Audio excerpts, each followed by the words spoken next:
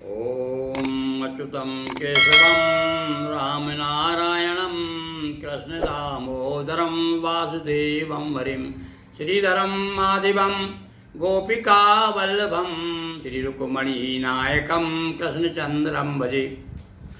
नर्मदापुरम सुविख्यातम रेवाया दक्षिणे तटे सेवाश्रमे सुराजिता देवी नर्मदायै नमो नमः।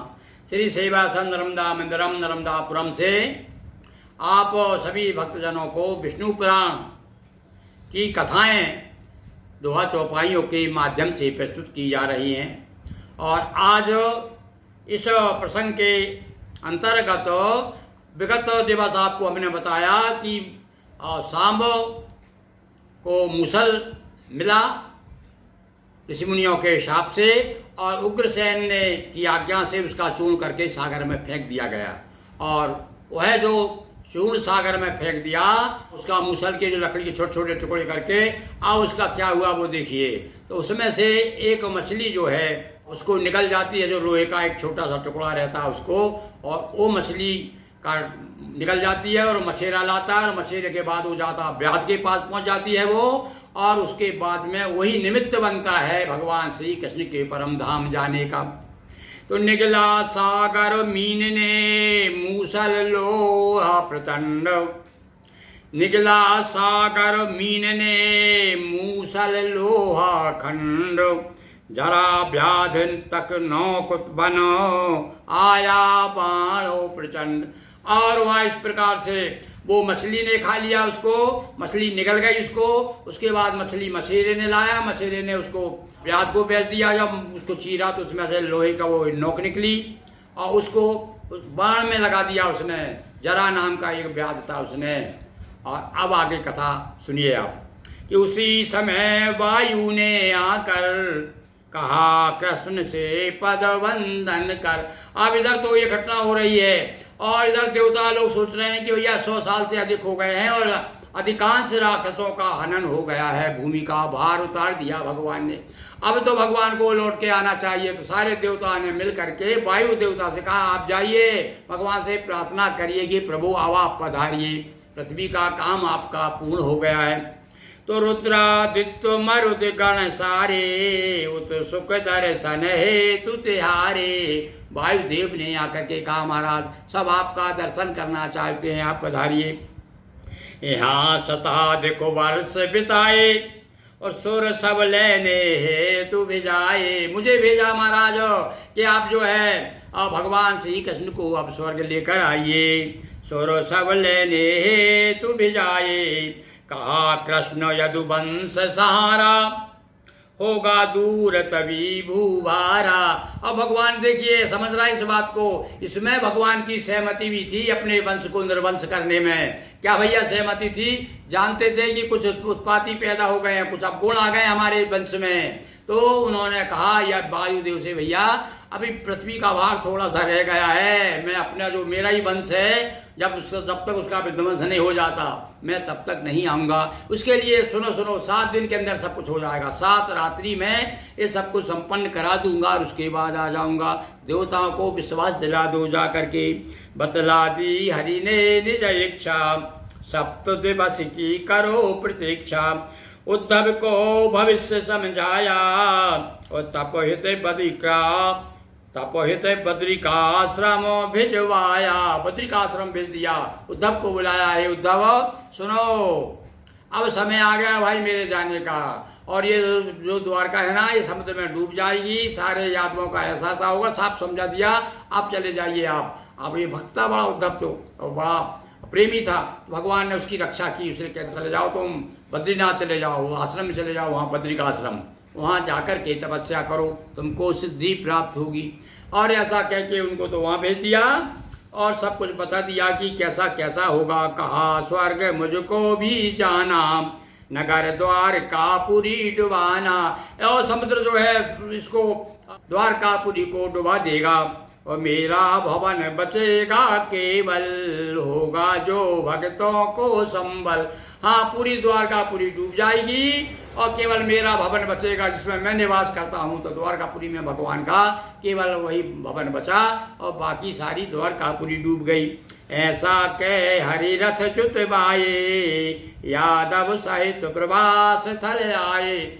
और ऐसा कह करके समझ गए कि अब क्या होने वाला। सब यादव का भाई सुनो, हमको ऐसा लग रहा है कि समुद्र में बड़ा वो आने वाला है, बोले तूफान आने वाला है, अपना नगर डूबने वाला है, चलो सब लोग यहाँ से चलो। सबको घेर लिया और रथ साथ लेकर के रथ में बैठ करके बलराम सहित सारे यादवों को साथ लेकर भगवान प्रवास क्षेत्र में चले गए। और वहाँ जाकर के सारे लोग थे तो रात को भोजन हुआ और खूब मदपान किया। कुछ यादवों ने, कुछ उत्पाती लोग भी थे उसमें, और वहाँ जाकर के आपस में ही लड़ भिड़ करके और ऐसी योजना तैयार हुई। भगवान श्री कृष्ण ने एक इस प्रकार से अपनी नीति अपनाई, इस प्रकार से योजना बनाई कि अपने आप वो दूसरे मारने नहाए ना हमला करे। अरे अभी तक वो बचाते रहे, देखिए जिन्होंने रक्षा की पर सामने नहीं आ रहे भाई। ऐसी स्थिति पैदा करना है बेटा, तू अपने आप अपने कर्मों से ही मर जाएगा, भगवान किसी को नहीं मारता। कहते ना गांव में कि भैया पापी अपना बाप होता है। तो आदमी अपनी करनी से ही चला जाता है, जिसकी जैसी करनी उसकी पार उतरनी। तो यादवों के आचरण खराब हो गए थे। ऐसा कह हरि रथ च्युत बाए, यादव सहित प्रवास थल आए। शंकर चक्र पद्म सुदर्शन, सबका किया स्वर्ग में प्रेषण। अब जाने की तैयारी कर रहे हैं हमारे भगवान। तो इसलिए जो उनके चिन्ह थे ना, जो पौंड्रक को अभी मार के आए थे ना, बता रहे थे मेरा चिन्ह है, वे सारे चिन्ह स्वर्ग भेज दिए। और रथ को भी जल सिंधु डुबाया, और दारुक सारथी पास बुलाया। और जिस रथ पर बैठ के गए थे वो भी बड़ा दिव्य रथ था, उस रथ को जो है समुद्र में डुबा दिया भगवान ने। और अपना जो सारथी था उसको पास में बुलाया। उसी समय क्या हुआ कि अंधक कुकुरो वृष्णि पृथुआदिको, सात्यकी सांबो चारु बर्मादिको।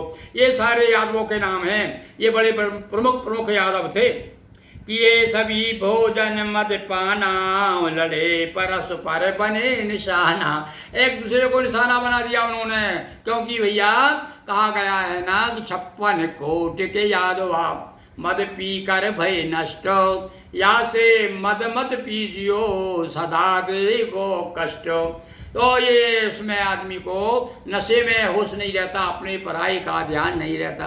तो कहते हैं वहाँ भोजन करते समय बोले देखो क्या बढ़िया हमारा भोजन बना है। एक दूसरा कहता है अपने नशे में, क्या रे तुम्हारा क्या भोजन, मेरा बढ़िया भोजन है। इसी बात पे लड़ मरे। वो कहने लगे मेरा अच्छा सबसे श्रेष्ठ भोजन बना है, वो कहने लगे मेरा श्रेष्ठ भोजन है।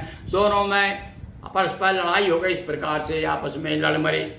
और वहीं पर और काय से लड़े फिर, उस समय कोई हथियार तो थे नहीं उनके पास। तो वहीं वो ये जो चूर्ण बना करके समुद्र में फेंका गया था मूसल का, उससे सरकंडे पैदा हुए। वही सरकंडे उखाड़ के एक दूसरे को मारे। वो सरकंडे अस्त्र शस्त्र बन गए उस समय, जिसका सरकंडा पड़ता और वही जो है च्युत हो जाता। इस प्रकार से सरकंडे मार करके, और उसका निमित्त हो गया मूसल के कारण कि ये सभी भोजन मद पाना, लड़े परस्पर बने निशाना। मूसल चूर्ण घास सरकंडा, अस्त्र शस्त्र सब हुए प्रचंडा। यही हथियार हो गए। आपस में लड़ हुए विनाशा, हुआ समाप्त तो यदु इतिहासा। यहाँ पर यदु वंश का इतिहास समाप्त होता है। अब भगवान रह गए। तो बलराम के बारे में भी बताया कि बलराम जी के मुंह में से एक परस के नीचे बैठे थे, तो मुंह में से शेषनाग निकले, सर्प निकला, और वो सर्प निकल के समुद्र में चला गया। इस प्रकार से भगवान बलराम का प्रयाण हो गया। अब रह गए भगवान श्री कृष्ण।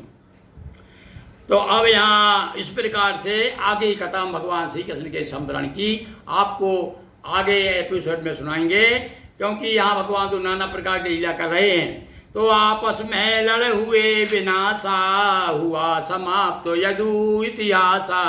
लीला संवरण का समय देख कृष्ण भगवान, उग्र सैन्य को खबर दी कि नगरी का अवसान। बोलिए कृष्ण चंद्र की जय, उमापति महादेव की जय, नर्मदा मैया जी की जय। हर हर महादेव शंभो।